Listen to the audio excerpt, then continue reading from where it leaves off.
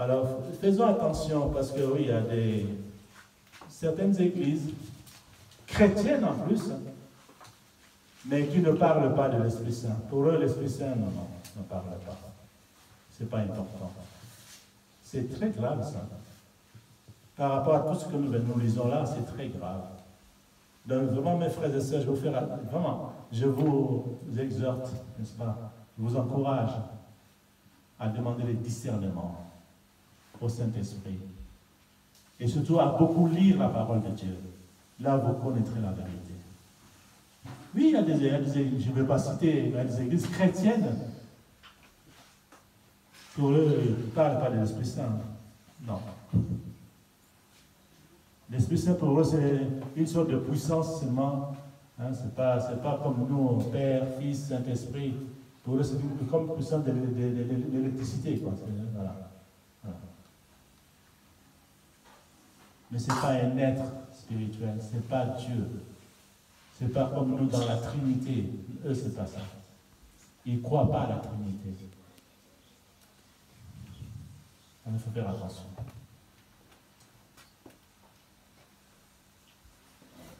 Ok, nous allons écouter la parole de Dieu.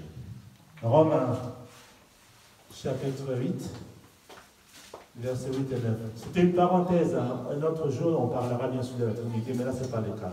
On passe maintenant de l'impact, n'est-ce pas, du Saint-Esprit. Troisième impact. Ceux qui sont sous l'empire de la chair ne peuvent plaire à Dieu.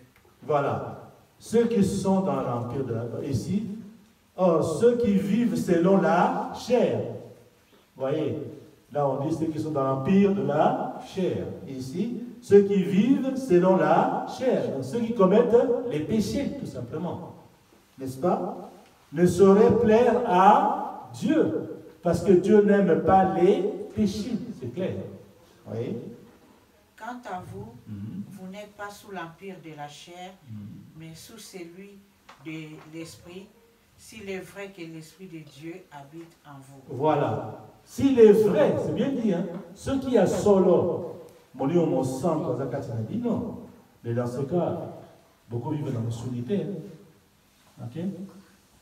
Et si quelqu'un n'a pas l'Esprit de Christ, il ne lui appartient pas. C'est clair. Et si quelqu'un n'a pas l'Esprit de Jésus-Christ, il n'appartient pas à Jésus-Christ.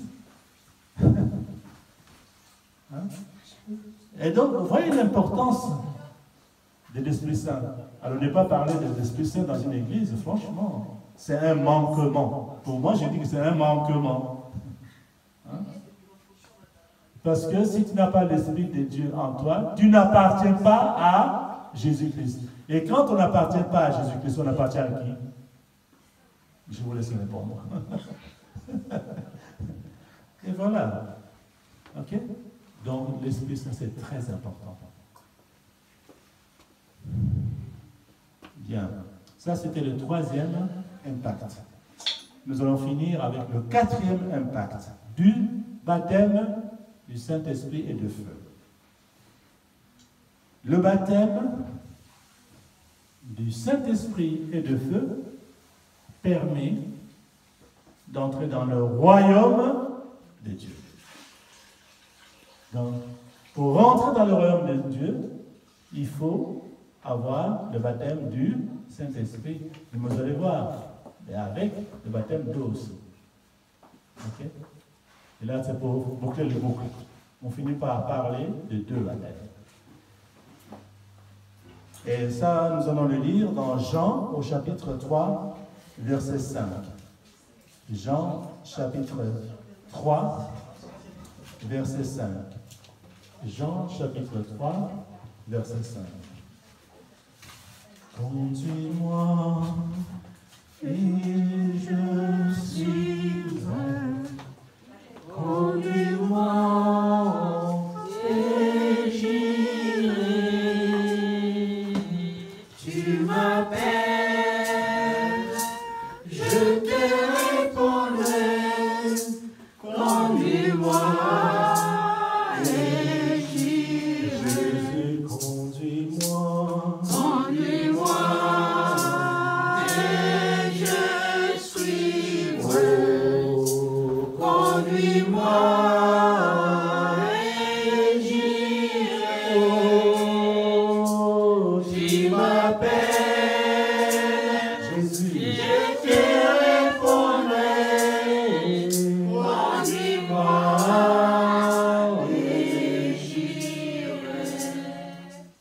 Écoutons la parole de Dieu.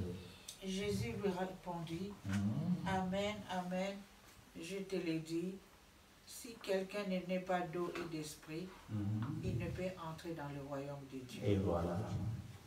Voilà. Le boucle est bouclé. Ok. Là, c'est Jésus-Christ qui s'adressait à Nicodème. Ok.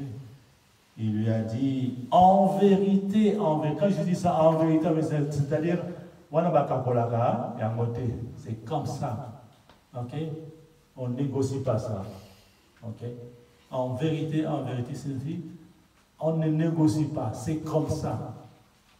Ça ne peut pas changer. En vérité, je te l'ai dit, si un homme est né d'eau, c'est le baptême d'eau, et d'esprit. Non, c'est important. L'esprit, c'est important. Si un homme est né d'eau et d'esprit, il ne peut entrer dans le royaume de Dieu. Alors, ôte et pas la mission esprit dans la place. Ah, vous avez une église chrétienne? Non, non, c'est pas vrai. Alors, ce que nous recevons aujourd'hui, ne gardons pas ça pour nous-mêmes.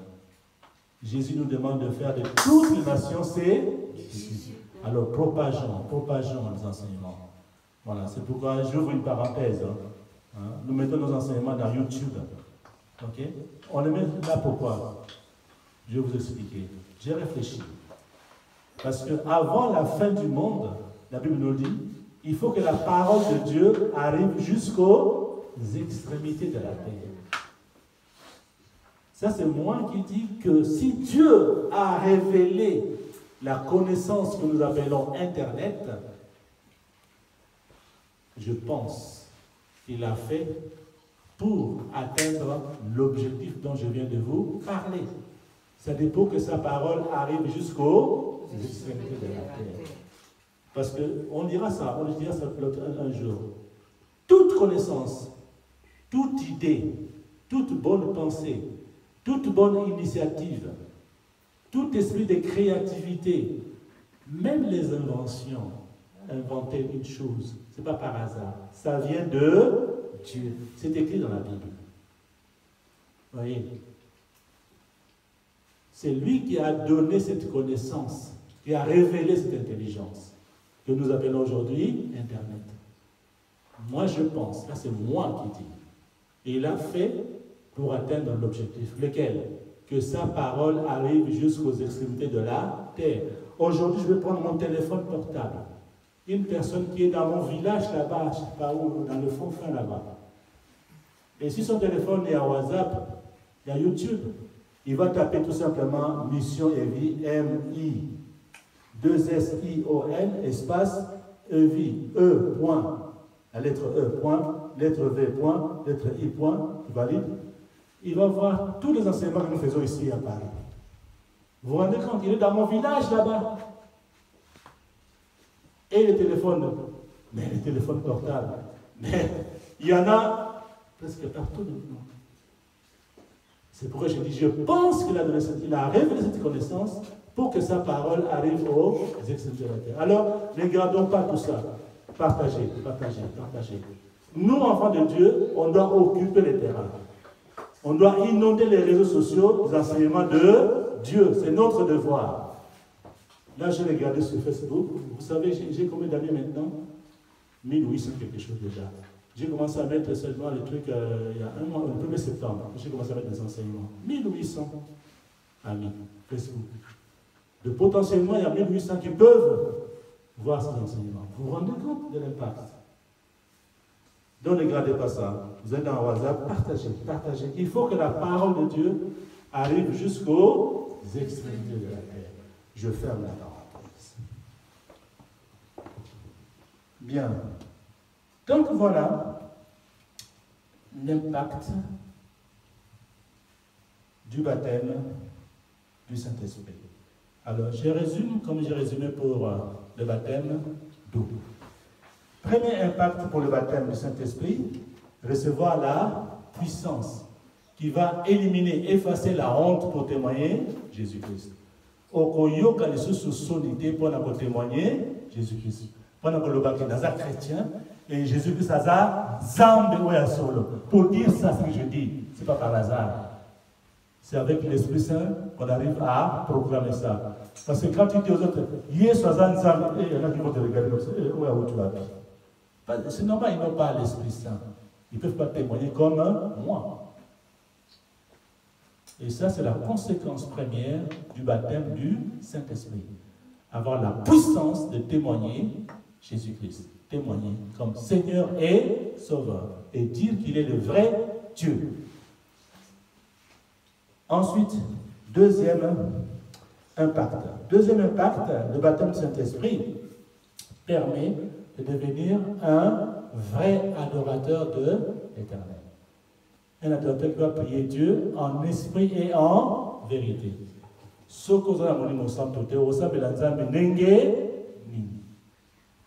Parce que la Bible dit, Dieu est esprit, il faut que ceux qui l'adorent, l'adorent en... Mais toi, tu n'as pas l'esprit. Comment tu vas adorer Dieu? Comment? Dieu est esprit. Il faut ceux qui l'adorent, l'adorent en esprit et en vérité. Donc c'est indispensable. Okay. Troisième impact, le baptême du Saint-Esprit permet d'appartenir à Jésus-Christ. Ce qu'on a mon santé, osa montoyer sauté. Tu n'appartiens pas à Jésus-Christ. Pour appartenir à Jésus-Christ, il faut avoir le Saint-Esprit. Et enfin, quatrième impact, le baptême du Saint-Esprit et d'eau permettent de rentrer dans le royaume de Dieu. Et voilà, mes frères et sœurs, l'impact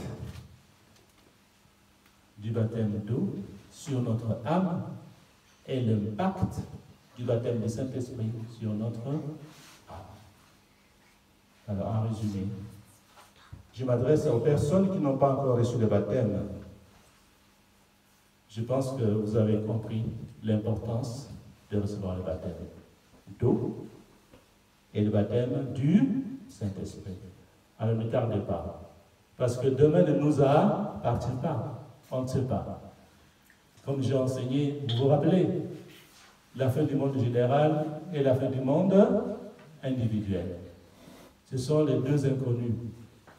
Parce que la fin du monde général, c'est quand Jésus reviendra pour juger les vivants et les morts. Ceux qui ont cru en lui vont entrer dans le royaume de Dieu. Et ceux qui n'ont pas cru en Jésus-Christ, ceux qui n'ont pas été baptisés, on a vu les impacts, qui n'ont pas eu tout ça, mais ils ne vont pas rentrer dans le royaume de Dieu. C'est pas moi, on vient de le lire. Maintenant, c'est à vous de choisir. Vous voulez entrer dans le royaume de Dieu ou pas? Parce que si on n'est pas baptisé d'eau et d'esprit, on ne rentre pas dans le royaume de Dieu. On vient de le lire. Et toi, tu veux quoi? Tu veux rentrer dans le royaume de Dieu ou pas? C'est maintenant qu'il faut choisir. Il ne faut pas dire que demain, aïe, demain, il ne faut pas rigoler, demain, aïe. On a parlé de ça, hein? X plus Y. Vous vous rappelez X plus Y. X, l'inconnu. On ne sait pas quand est-ce que Jésus va revenir. Il n'y a que le Père céleste qui le sait. Même les anges, même le Fils de l'homme ne le sait pas. Personne ne sait. Quand tu vas dire, oh, demain, je vais prendre ma demain. Demain, tu sais quand est-ce que Jésus va revenir. Est-ce que tu sais quand Jésus va revenir? Tu ne le sais pas. Donc, il ne faut pas t'attendre. Ça, c'est X. Y, la fin du monde individuel, on en a parlé. Nous connaissons seulement la limite de la vie du corps physique sur la terre. La durée de combien? 120 ans, ça on a vu. Mais tout le monde ne vivra pas 120 ans. Souvent d'ailleurs, on meurt avant 120 ans. Mais quand? On ne sait pas. Ça peut être dans 10 ans. Il y en a qui meurent bébés d'ailleurs, morts, mais il y en a dans 20 ans, on ne sait pas. Deuxième acronyme Y. Alors, comment s'y prendre? J'avais dit, X plus Y égale vivre dans la sainteté. Ça veut dire quoi? Moi, je dois vivre dans la sainteté. Comme ça, je serai gagnant quand la fin du monde général viendra. Et je serai gagnant aussi quand la fin du monde individuel viendra. Donc, X plus Y égale vivre dans la sainteté. Voilà la Bible de ce que je vous ai donné. Alors, ne tardez pas. Je répète, les personnes qui n'ont pas encore reçu le baptême d'eau et d'esprit, ne tardez pas. Parce que demain ne nous appartient pas. Si vous n'êtes pas baptisé d'eau et d'esprit, vous ne rentrerez pas dans le royaume des cieux si vous mourrez, si votre corps meurt, sans être baptisé d'eau et du Saint-Esprit, vous ne rentrerez pas dans le royaume des cieux. Alors c'est maintenant qu'il faut décider. Et que Dieu bénisse sa parole par le saint et puissant nom de Jésus de Nazareth. Amen. Amen. Nous allons recevoir notre frère Willy Saïd pour la prière après la prédication. Merci.